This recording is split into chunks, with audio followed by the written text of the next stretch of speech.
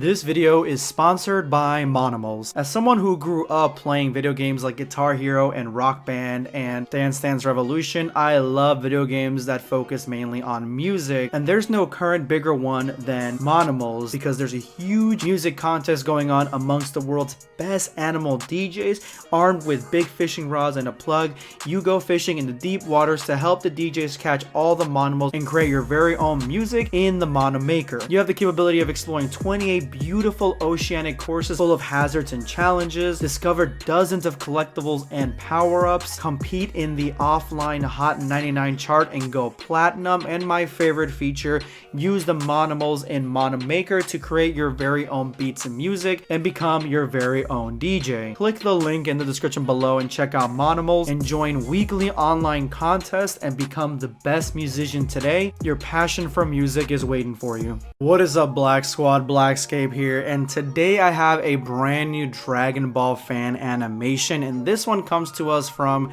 red-haired guy on YouTube. I'm gonna leave a link to the original Dragon Ball fan animations in the description below in the top comment. That way you guys can go and support the original creator. But this one I waited a little bit on because the original one had only a little bit of footage and it wasn't that much, but part 2 has so much more and adds a lot more. And what am I talking about? I'm talking about Ultra Ego Vegeta versus Granolah. This is the return of Ultra Ego in the popular consciousness of the Dragon Ball community because we haven't seen anything new Ultra Ego in quite some time. So I do believe that this is where the hype starts coming in, because not only is this animation taking the fight that we saw in the Dragon Ball Super manga and just recreated it in animated format with Flip-a-Clip, which is one of my favorite animating softwares, but at the same time it expands upon it. It makes it better.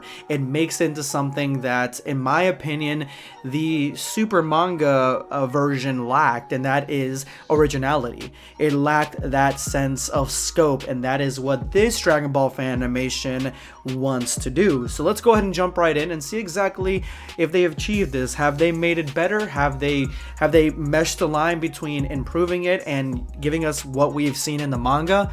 Let's find out.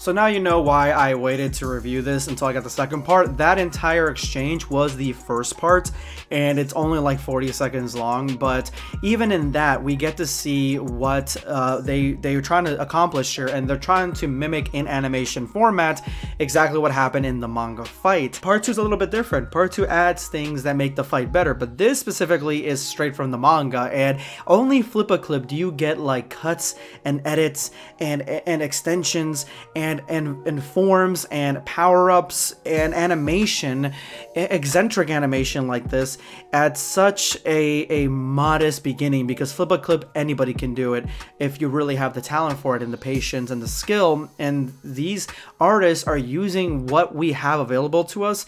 They're using them to create brand new Dragon Ball fights, and honestly, like, this to me, it shows that there's definitely a huge burgeoning community of Dragon Ball animators that is trying to bubble up to the surface and create either brand new animations or recreate animations. And I know the scope of it. I know that Toei hovering over you like some angry parent or something and trying to copyright everybody. I know that gets scary, but at the same time, guys, you just have to do your art, make your art, and make it your own, and put it out there. And if it does get copyrighted or whatever the case, you have to fight it. That's basically it. Honestly, I'm hoping that nothing happens to these, but this is awesome so far. Honestly, this is a straight up from the manga, exactly how it was shown.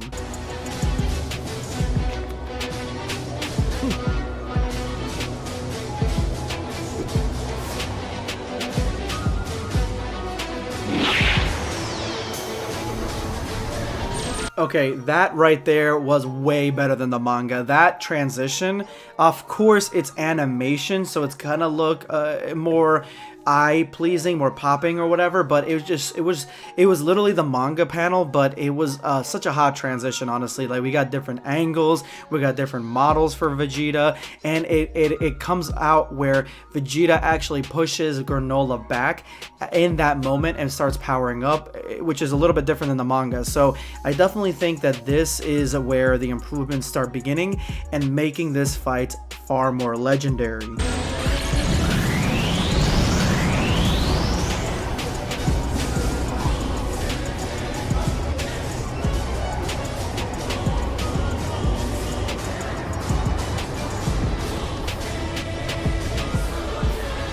Okay, that definitely was not in the Dragon Ball Super manga, but you know where that was?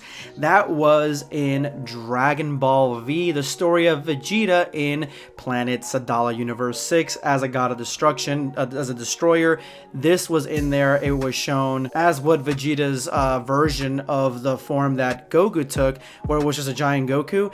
It was Vegeta's version to that. So I like the metaphor here. I like that this is what Granolah is seeing. I think it impacts more because this is what Granolah is seeing. Granolah is a kid that watched his entire species and his friends and family die to this monster. So if this would have been in the manga, it would have been heart-wrenching because it would have shown that Granolah is nowhere near fixing his past and mending his past and getting over it or getting through it. He's nowhere near that. He still sees these guys as the evil boogeymen from his nightmares, and red-haired guy absolutely killed it with this great addition to this battle.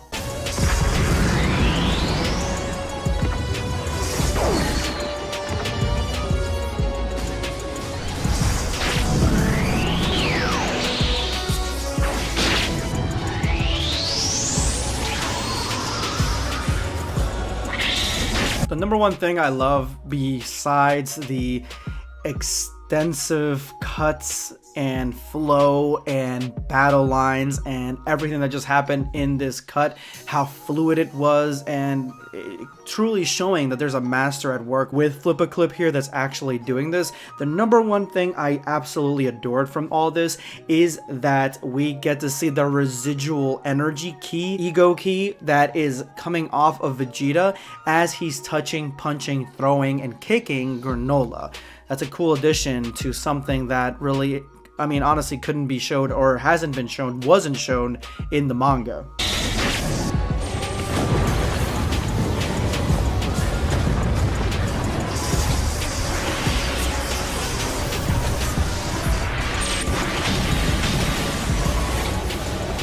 So Vegeta throwing Granolah into the abandoned city with such disrespect, this actually did happen in the manga.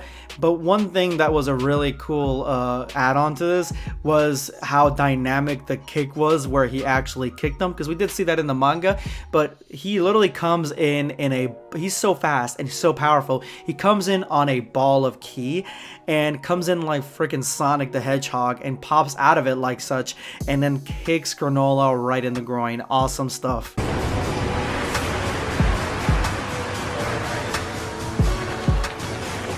Last shot really shows what a significant threat and monster Vegeta is. This showcases not only exactly what Ultra Ego can do, but kind of hints at what Ultra Ego is. It's really not clear in the Dragon Ball Super manga exactly where Ultra Ego comes from.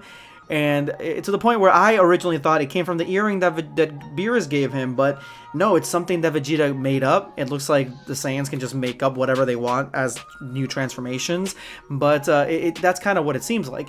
In this instance, with the Uzaru, with the energy, with everything that's going on, it seems like this is actually coming from the Uzaru power, and it's something that Vegeta is transforming into his own, morphing into his own, and making it into that level of God Ki and Goku level that the Uzarus never were.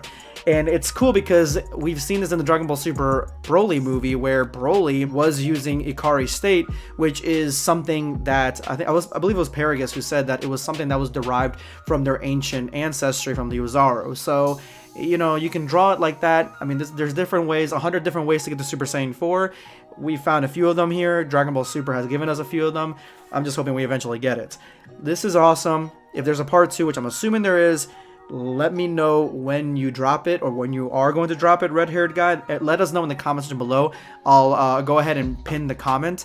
That way everybody knows when the next part comes out, because I definitely want to review it. If it's as long as this one, I'll make a whole video on it. If it's only like 40 seconds, I'll probably wait till maybe another part comes out. But yeah, let me know in the comments below what you guys thought of this. This is going to be Blackscape signing off. Take care, guys. Subscribe for more content.